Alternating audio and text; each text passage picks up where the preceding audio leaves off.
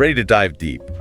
Today, we are all about getting more from our week, and I think we could all use a little help with that. Yeah, who couldn't?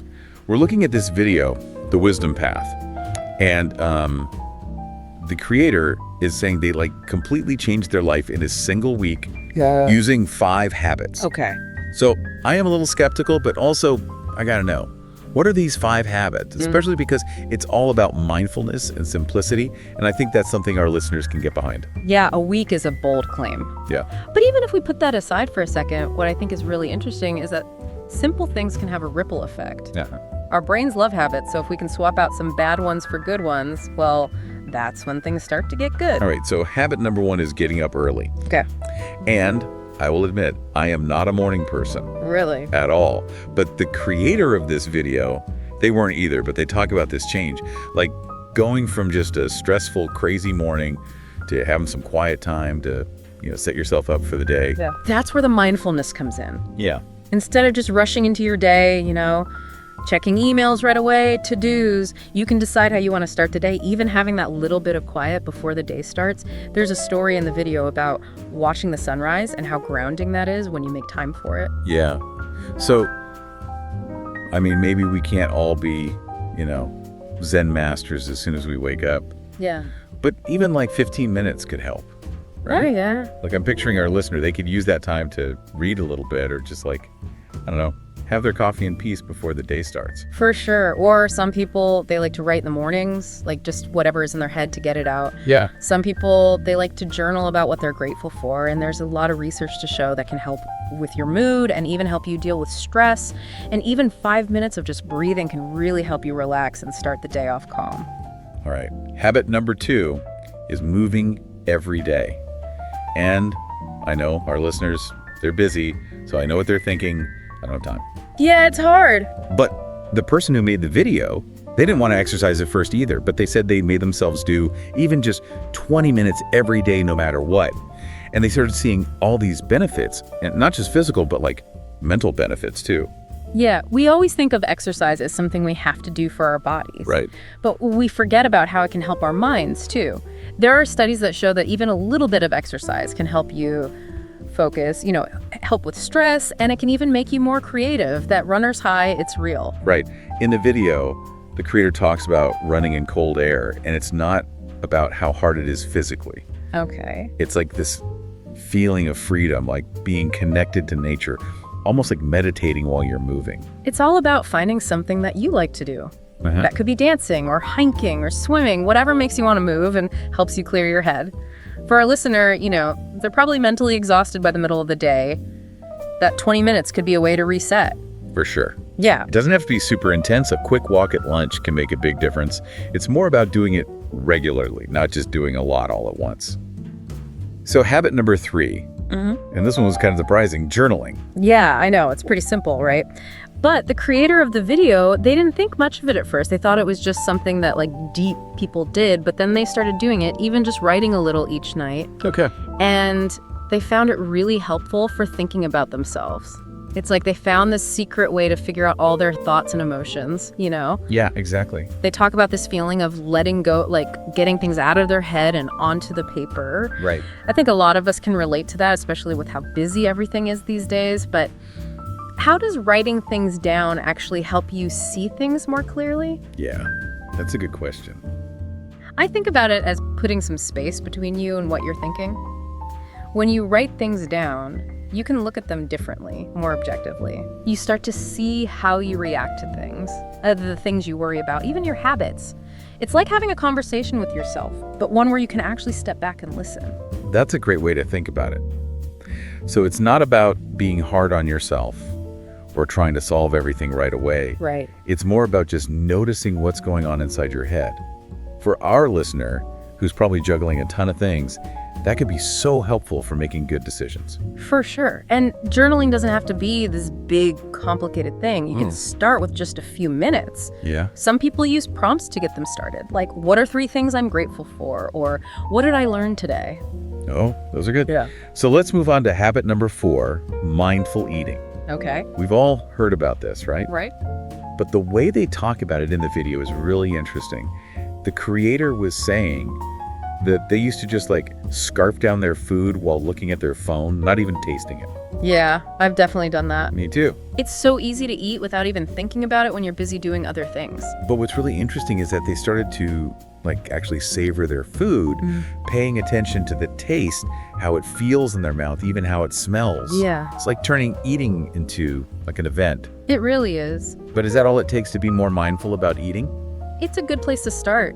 When you slow down and use all your senses, you start to listen to what your body is telling you. Okay. You can tell the difference between being actually hungry and just eating because you're feeling something, and you're more likely to stop eating when you're full. That could be huge for our listener who might be struggling with eating too much or not feeling connected to their body. It's not about restricting yourself or dieting. It's about enjoying eating and how it makes you feel good. Exactly. And it can be simple things like putting down your fork between bites, chewing your food well, and not having your phone or TV on while you're eating. So the last habit is a digital detox, and I think our listeners will really connect with this one. In a world where we're always getting notifications and information thrown at us, it's so easy to be glued to our devices. Yeah, the creator of the video talks about how they were constantly checking their phone and scrolling through social media, and it was just exhausting. Right. They felt like they were never really off. I know exactly what you mean. It's like our brains are addicted to those likes and comments. Right. But the video suggests doing something that sounds really hard. Setting boundaries with technology, like turning off those notifications, having times when you're not on your phone at all. It's almost like we have to fight back against all the technology, right? It is kind of like that. It's about taking back your time and attention, deciding how you want to use technology instead of letting it use you. They even talk about deleting social media apps for a while, just to break that habit of mindless scrolling. Wow. You know, what's interesting about the wisdom path is that it's not just about how to do these things. It's about a bigger change in how we think about our lives, like wanting a simpler life where we're doing things on purpose. I see what you mean. The creator really wants us to be more mindful, to find those moments of peace when the world is telling us to do more, be more, have more. Right. It's about being in the moment, whether that's watching the sun come up, feeling the wind on your face when you're walking, or enjoying every bite of your food. And that's what real change is all about. These habits aren't about some big achievement that everyone can see. They're about feeling good on the inside, peaceful and happy. Yeah. It's about making life feel richer and more meaningful, even with all the busyness and distractions that come with modern life. Okay, so how do we actually make these changes? Yeah, how do we make them stick? Because we don't want this to just be something we think about and then forget about, right? Right. We want our listeners to actually do something different. What's the first thing we need to do? Well, a lot of people try to change everything all at once, and that's a mistake. Yeah. Like you get all excited and decide you're going to wake up early, meditate, run a marathon, and write a book all before breakfast, and then by Tuesday, you're totally burnt out. Totally been there. So we need to pace ourselves. Right. But how do we even know where to start? Pick one habit that really calls to you. Not the one you think you should do, but the one that makes you feel good, or even a little excited to try. Okay. Then be really specific. Like, instead of saying, I'm going to exercise more, say, I'm going to do 15 minutes of yoga after work on Mondays, Wednesdays, and Fridays. So setting ourselves up for success with small goals we can actually do. Exactly. I like that. What are some other ways to make these new habits stick? I like to think about it as anchoring. Connect your new habit to something you already do regularly. Okay. Like if you love coffee, maybe you write in your journal while your first cup is brewing. Yeah. Or your no phone time starts right after dinner. That's really smart. Like sneaking in the good stuff alongside the things we already do automatically.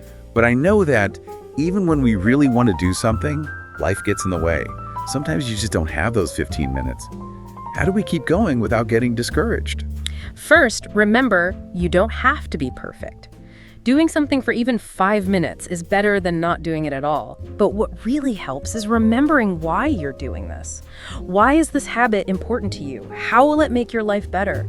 Write it down. Picture it in your mind. Whatever helps you remember why you're putting in the effort. So when you want to hit snooze instead of getting up early, you have a good reason to push through. Exactly. It's not just about checking something off a list. It's about moving towards something you really want. Right? And don't forget to celebrate. Yeah. Every little win, like eating a mindful meal or taking a 20-minute walk, it's worth celebrating. That positive feeling helps make those good habits stick. It's like giving yourself a high five for showing up, even on the tough days. I love that. Welcome back to the Deep Dive. We're wrapping up the wisdom path today. Yeah. 5 habits, right? Maybe they can make our weeks better or even, change our whole lives. So we've talked about what they are and why they matter, but the big question is how. Right, how? How do we actually make them part of our lives when we're already so busy? Inspiration is great, but without action, it doesn't really go anywhere. Yeah, we don't want our listeners to just think this sounds nice and do nothing. Exactly. So let's talk about how we can actually turn these ideas into real changes. What's the first thing we need to think about?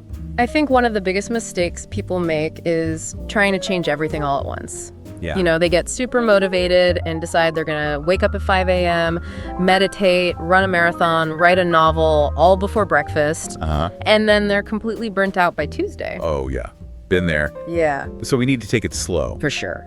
But how do we even choose where to start? Pick one habit that really speaks to you. Not the one you think you should do, but the one that you're actually excited about, maybe even a little bit curious to try. And then be really specific. Okay. Instead of I'll exercise more, it's I'm going to do 15 minutes of yoga after work on Mondays, Wednesdays, and Fridays. So setting ourselves up to succeed with small, doable goals. Exactly. Small wins make a big difference. What are some other ways we can make these new habits stick? Yeah. What else?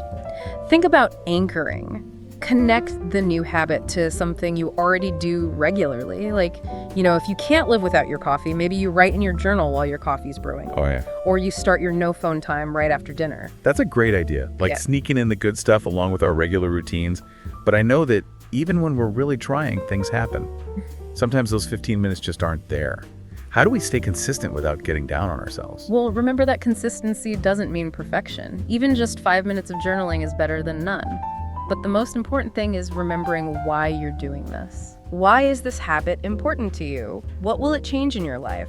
Write it down, picture it in your mind, whatever helps you remember why you're putting in the effort. That makes sense. So when you really want to hit snooze instead of getting up early, Yeah. you have a good reason to get out of bed. Yeah. It's not just checking something off a list, it's about getting closer to something you really want. Exactly. And don't forget to celebrate those little wins. Yeah. Every time you eat a mindful meal or take a 20-minute walk, take a moment to appreciate it. Give yourself a high five. Exactly. It helps those good habits stick. I like that.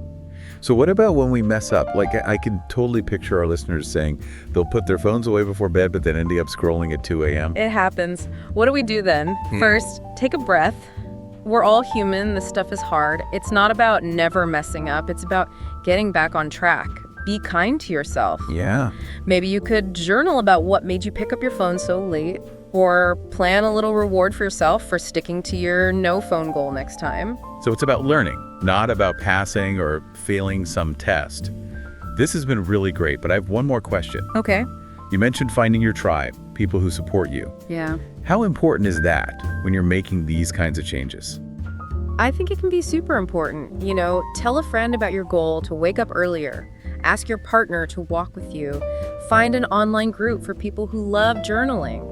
Sharing your journey makes it more fun, helps you stay accountable, and reminds you that you're not alone. It's so true.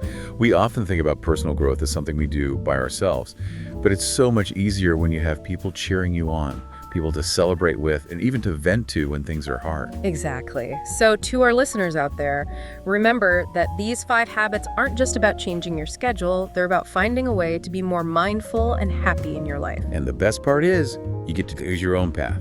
Pick one habit, get specific, know your why, celebrate those small wins, and most importantly, be kind to yourself along the way. That's great advice. Well, that's all the time we have for today's deep dive. Thanks for listening, everyone. Until next time, keep exploring, keep learning, and keep finding those amazing ways to make your life really shine.